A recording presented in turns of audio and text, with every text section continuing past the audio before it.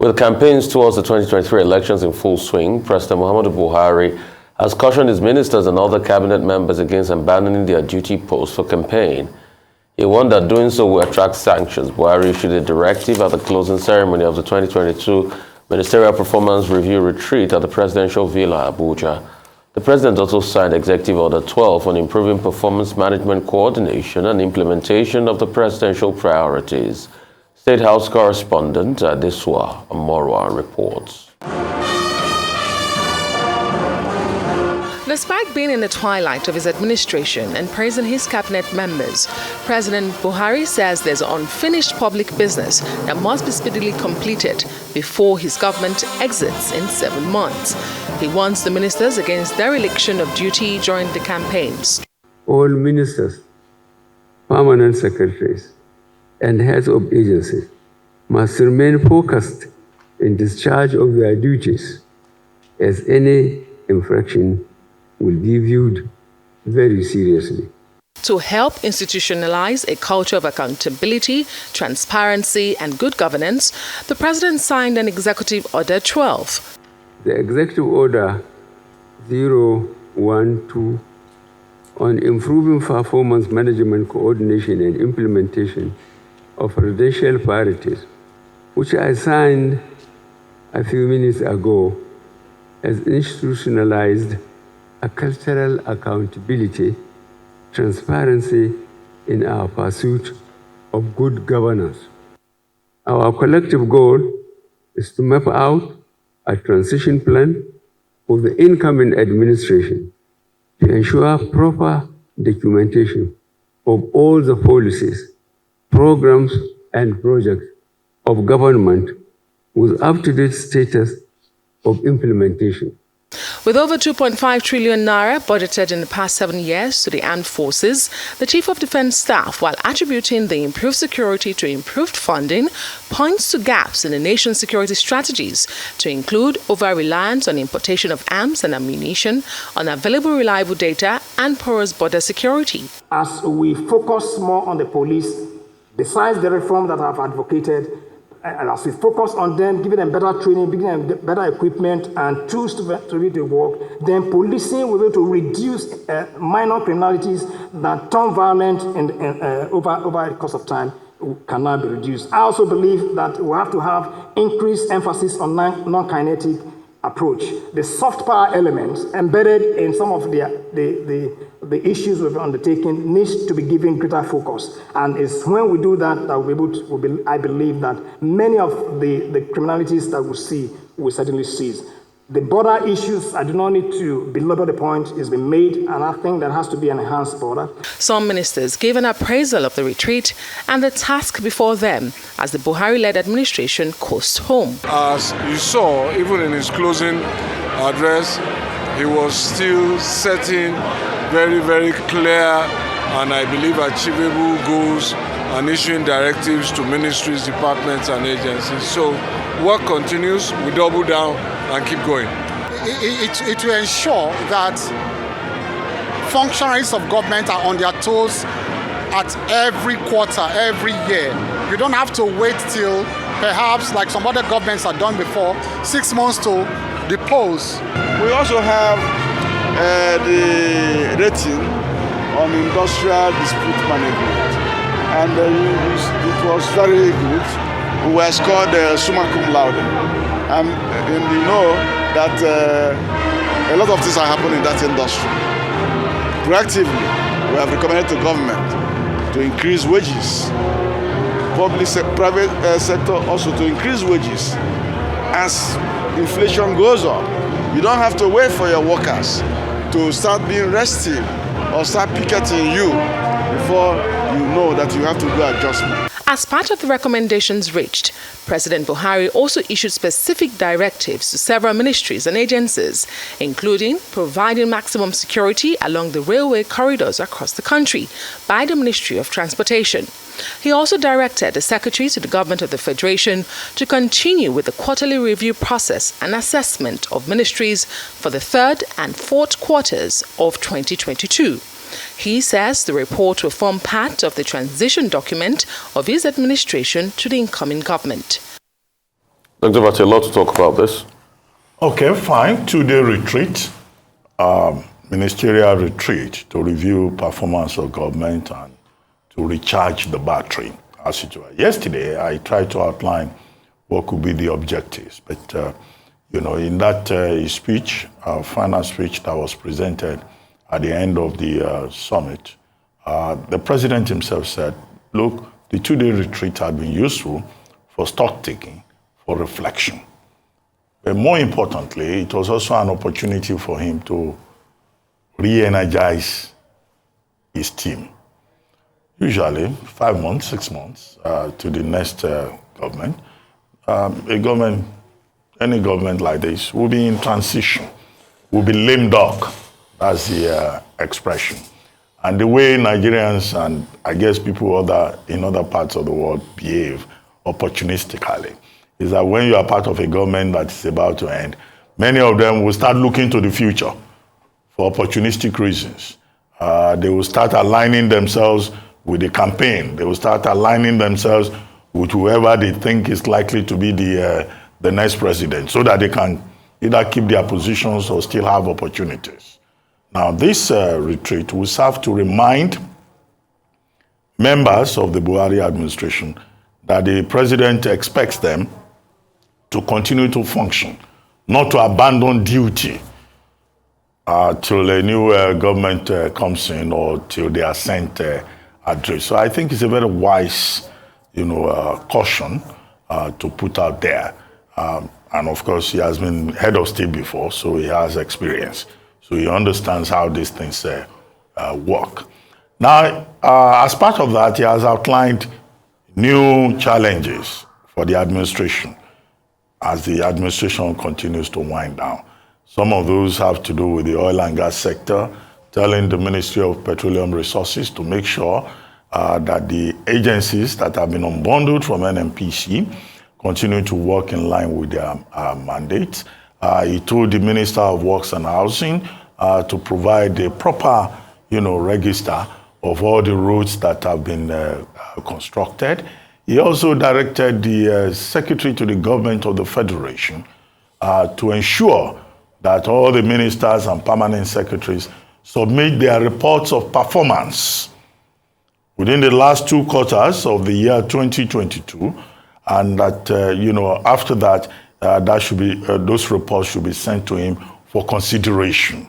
In other words, he's trying to keep his team busy till the end of the year before the election start. And that's why I say that's smart, that's clever, that's wise, and that comes from, experience, having been head of state before and understanding his own circumstances right now. He talked about electricity, and he said the plan is to ensure that we have 25,000 megawatts in terms of generation. Well, he's not been able to do that in 8 years. I'm not sure that President Buhari will be able to do it. So he has pushed that as an assignment to future governments. He says, by 2025, will he himself be able to get to any major level with a deal with Siemens? I don't think so. But to the substantive issue about saying people should not abandon work, well, it's not enough for the president to just offer that as an advice. I think the ministers also have to be monitored. He has told the Secretary to the Government of the Federation to keep an eye on ministers, and heads of agencies, and permanent secretaries who may abandon work and go into politics. But the truth of the matter is that there are persons in the government who have abandoned duty more or less, at least the way people see it. They are busy attending party events. They are busy commenting on party events. They are busy attending, things that do not directly relate to government. So what is the president going to do about that? I think he may need to give a charge also to the security agencies to monitor the ministers. In our time, the DSS used to routinely invite people for interaction. If they thought anything was wrong or there was something they saw, they will come to the villa and invite you to the office of the chief security officer to engage you, to ask questions. So, these people who are in government, it's not just about giving directive. Oftentimes, people won't even follow any directive. And in our time, if you want to the president and say, SSS, they say they want to see me or whatever, you say, yes, go and see them. If you have questions to answer, go and answer the questions. So except there's that kind of surveillance, that kind of monitoring, people will just take it as ordinary speech. No, it shouldn't be an ordinary speech because the office of the Secretary General of the Federation does not have the capacity to monitor people. Third, what is the president going to do about members of his government who are title-bearing campaign officers for the APC? Okay? So, who is going to monitor how they share their time between going about speaking for Tinubu, attending APC events and balancing it with their work? Because the fact that you are a party member does not mean that you should abandon your duty to Nigerians. Now, the president also raised the point about Executive Order 012. Well, I've made the point previously that an executive order is an administrative handmaiden. But the Buhari administration has found it, expedient to introduce executive orders. So the executive orders now is about improving accountability and performance. Well, the main value that it has is that, yes, it's been signed, it's out there, and the president is also subtly reminding his team that, look, we're still in charge. We still have work to do. And we must continue to work and be accountable to the Nigerian people till we hand over. So it's a useful message, but how will he enforce it? It's in the nature of men to continue to look towards the future. Except he monitors them and he puts the framework in place to ensure that people continue to work and they do not begin to hustle for the next appointment. Most people, when they go to Abuja, they take an appointment. They don't even remember to go back to wherever they came from. They stay permanently in Abuja because government becomes the new job. And I always tell people that people who take government appointment must always have a second address. When doctors leave government, they go back to their clinics. Some of them don't anyway, But it's better to have a second address. If you are a journalist, once you finish your work, don't hang around Abuja thinking that the next government will give you an appointment. But of course, it's up to people to make their own choices. I don't want to preach. All right. So kudos on the ministerial retreat, but President Muhammadu Buhari is quite too late. This is what we thought would have been done in the first couple of months of President Buhari's administration when he came in with a lot of high hopes. But what did he do? It took him 6 months before he got us ministers. And the ministers started their work, but it was a little too late then because we had the first recession coming around staring at us. 2016, the prospect was not any better. I'm hearing him talk about power. He's pushing it to the next administration. These are the things we thought he would have done. Because, we forget in a hurry that a lot of Nigerians expected so much from President Muhammadu Buhari based on what he sold. But reverse is the case. So with all the ministers we had in the first administration, we prevailed over a recession, the economy plummeted, the economic indices were not good. So a lot of people are asking, what really does he want these ministers to do in the space of how many months remaining now, till May 29? As we speak today, he's already lame duck. And most of the ministers you're trying to rein in, they're already running wild. Some of them as party spokespeople and all of that. They hardly have time. I didn't know these people that were party spokesmen when ASU strike was going on. So what will be their key performance indices? Take, for instance, I would like to know the key performance indices of the Minister of Education that prevailed over an ASU strike for over 7 months, and I was still given a national honor.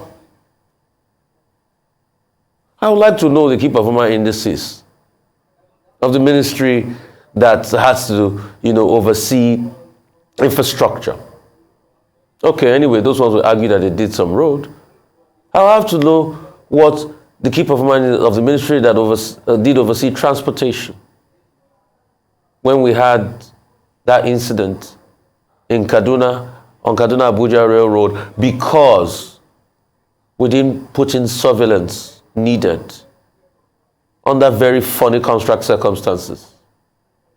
I'd like to know the key performance indices of the humanitarian ministry that a lot of people have called out recently, and they've not done a lot as regards the flood. And some people are still saying we should get audit of how much was really spent. We would like to know the key performance indices, but is this the time to start looking? The Chinese have a saying that the best time to plant a tree is 20 years ago. Maybe the President Buhari is completing that adage by saying maybe the second best time is now. But a lot of people argue that now it's too late. The pain is too much for Nigerians. The economy is wobbly. The state of the economy, state of the naira, not strong. The finance minister has echoed, the sentiment over and over that this subsidy will not help us. They have reneged against the finance minister's wise counsel and advice, and we're paying for all of that now. So when you have a ministerial retreat, and a couple of months ago you are saying you are signing an executive order for performance and accountability, you didn't sign an executive order for in 2015 when you came in. Nigerians deserve more. And I think the new administration, whoever they will be, will come in. I hope they will not keep us waiting for 6 months before they give us ministers. We want people that can hit the ground running on day one, because the problems are way too numerous in Nigeria. And let's focus on the pros of solving this problem, not the poetry of campaigns. And that's why we need to interrogate the ideas. And that's why I repeat for the umpteenth time, political candidates must attend political debates. There's one coming up on the 15th of November, and a lot of Nigerians are watching people. Please attend and espouse your ideas. It's a debate, not too much to ask for.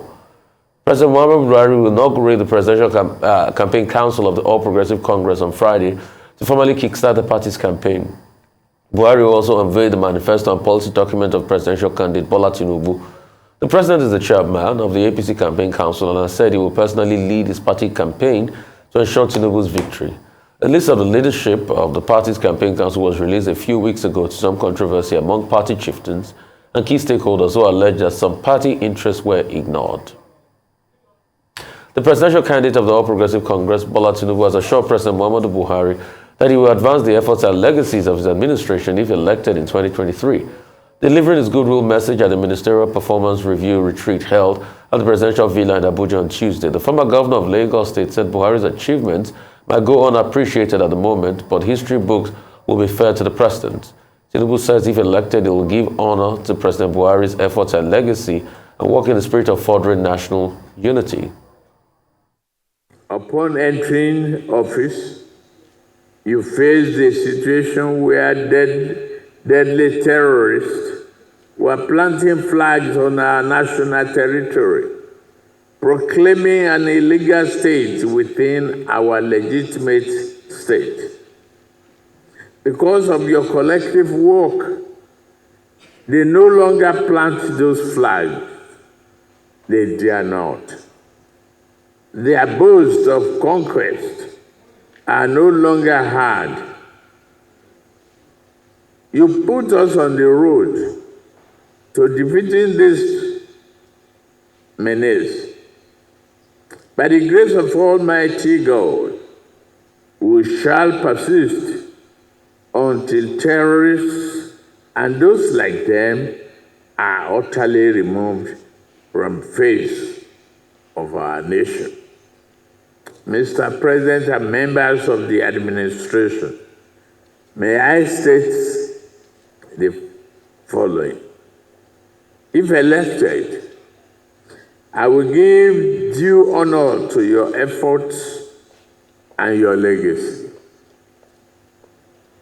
I will work in the spirit of cordial unity, national purpose, that inform the creation of our party and characterize the work of your government. Meanwhile, Rivers State Governor Nyesom Wike has endorsed his Lagos State counterpart Babajide Sanwo-Olu for a second term in office, despite both governors coming from rival political parties. The endorsement also comes despite Wike's party, the People's Democratic Party, Having a governorship candidate in Lagos State, Olajide Adediran, Wike praised Sanwo-Olu's leadership and said he was deserving of a second term. He was speaking as a special guest of honor at the annual conference of Committee of Wives of Lagos State officials. He also touched on the presidential election, saying Nigeria does not need a president with ethnic mindset. First Lady Aisha Buhari also joined the program virtually, also made a political comment while thanking Wike for supporting an APC governor. She said, as they pain them, it is sweet us well. I like to copy good things. I don't copy bad things. I don't copy ethnicity.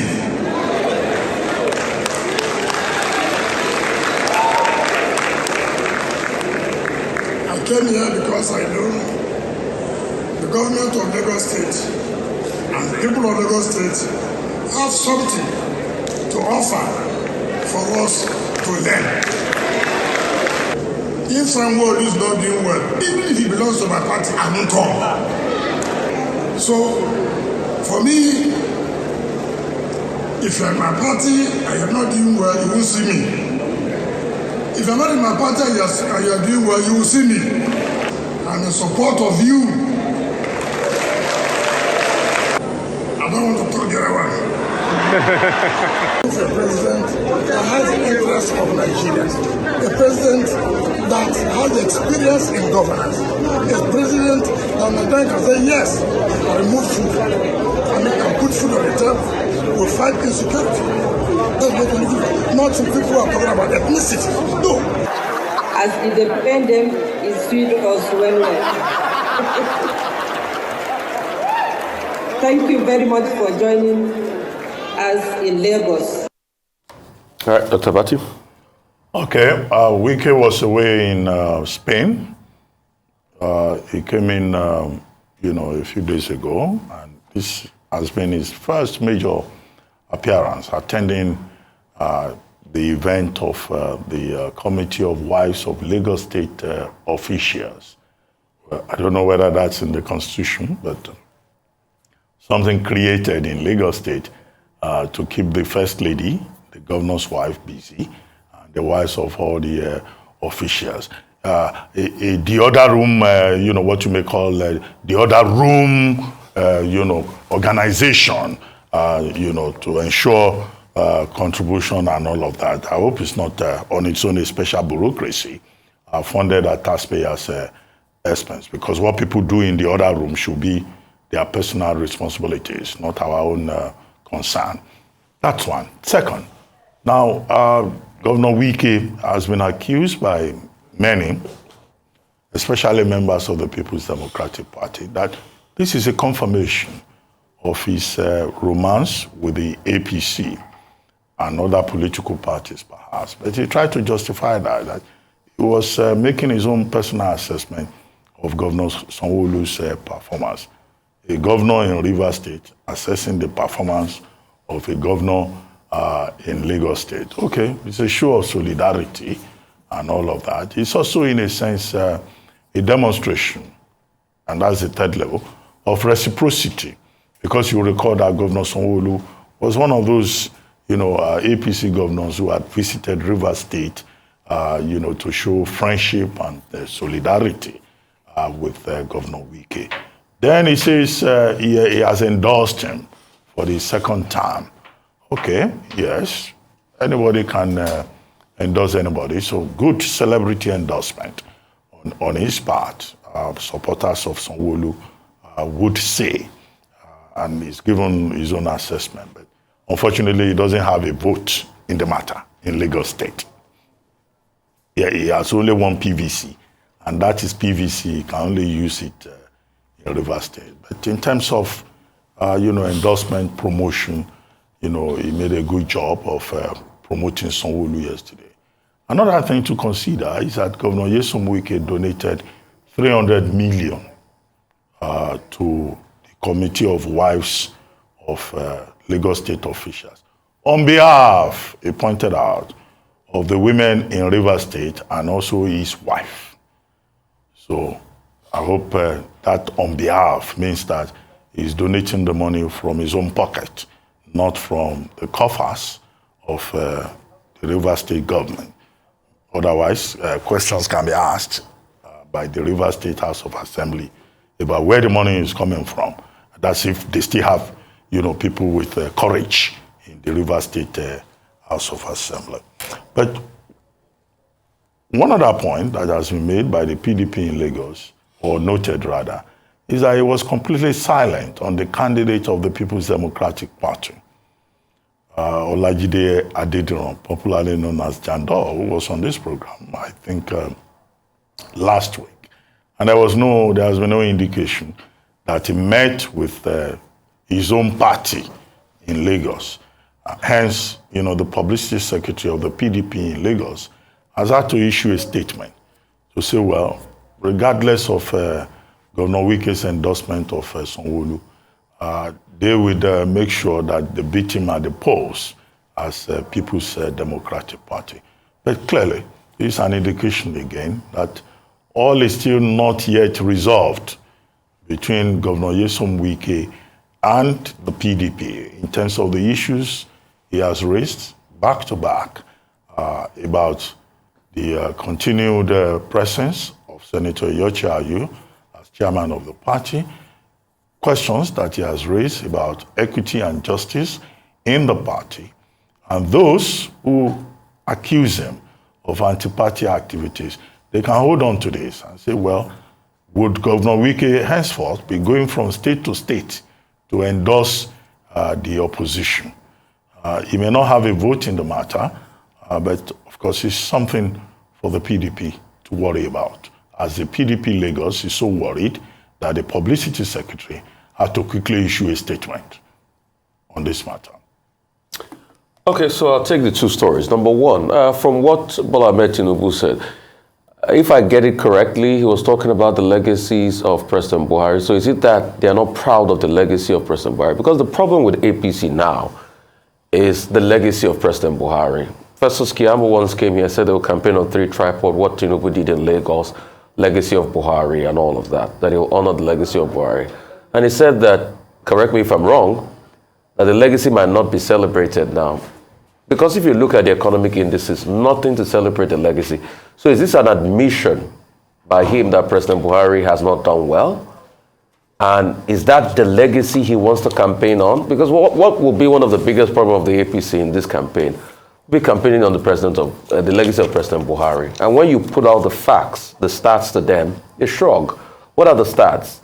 20.2 million out-of-school children, all right, in Nigeria. Economy, all-time low. Economic indices, where do I even start from? Is it debt service to revenue ratio, 119%?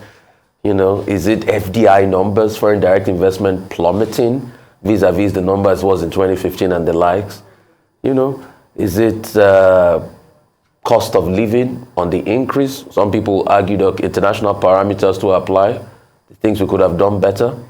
All right, is it insecurity on the high and things like that?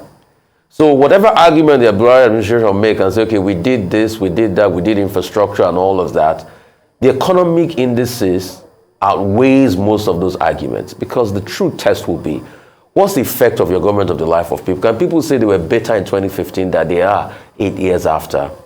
You can reckon that. So is this saying that he doesn't have a strong campaign point on President Muhammadu Buhari's legacy? Because that's what I read from that although your legacy might not be celebrated, I will do everything to honor your legacy. If his legacy, President Buhari's legacy, is good, President Bola Ahmed Tinubu should not be doing anything to honor the legacy. So the APC will have to untangle that. And secondly, when is his manifesto going to come out? I hear they are looking at it with a fine-tuned comb over and over again to look at the last areas. They keep saying it's 80 or 90% done. We want to see that manifesto so we can interrogate it before the debate.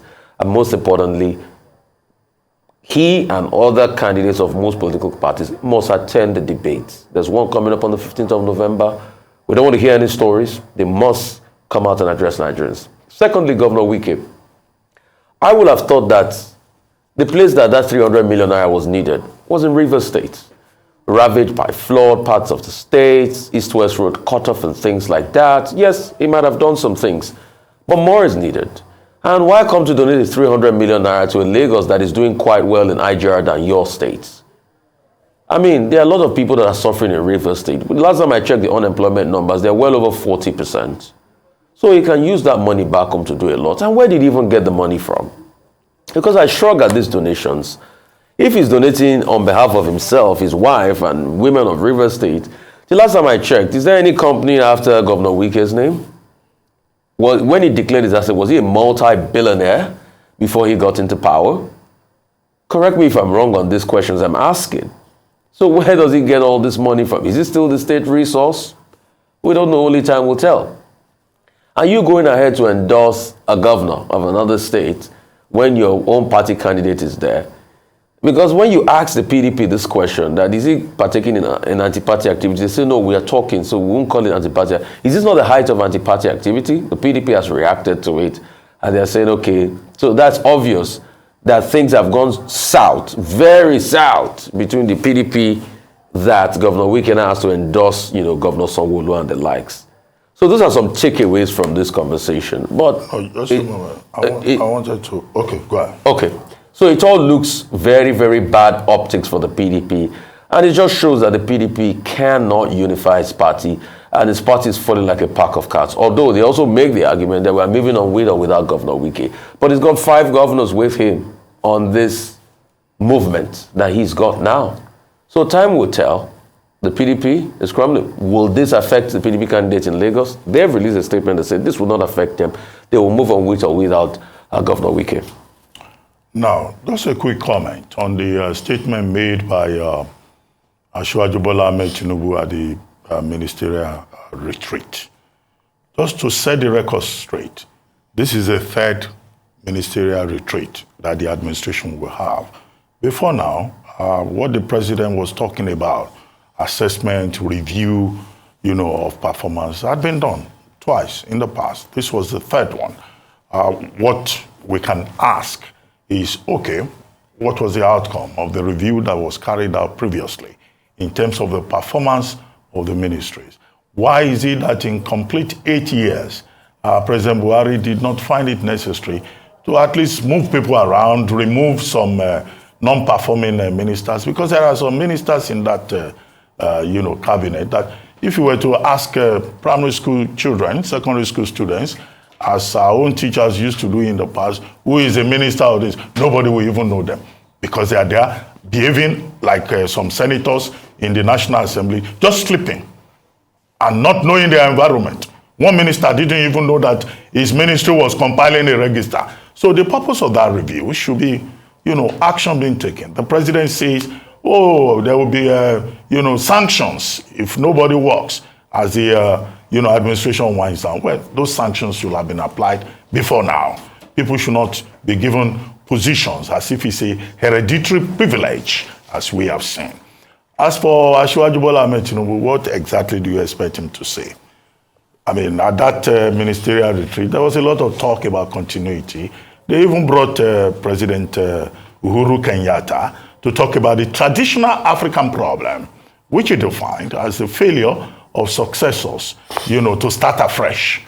Okay, maybe Tinubu was responding to that and assuring the president that he will build on his legacy. He will continue with his program. President Buhari is chairman of his campaign council. He is leader of the party. He wants the position. Common sense will not allow him to go there and criticize the man, or to tell him that he's going to change his programs. Yesterday, what was that proverb about the butt of the sword? Until you hold it, you don't raise questions. Yes, okay? And Senator Ogunlewe told us that Tinubu is a very clever man. So even if he's going to do anything, that was not the appropriate forum to go and tell Buhari that I will change certain things. So I think he played according to the script, and he echoed President Uhuru Kenyatta. But of course, as Nigerians, we have the right to ask questions. And that was what I was saying yesterday, that the 2023 election may well be a referendum on the performance of the APC in the last 8 years.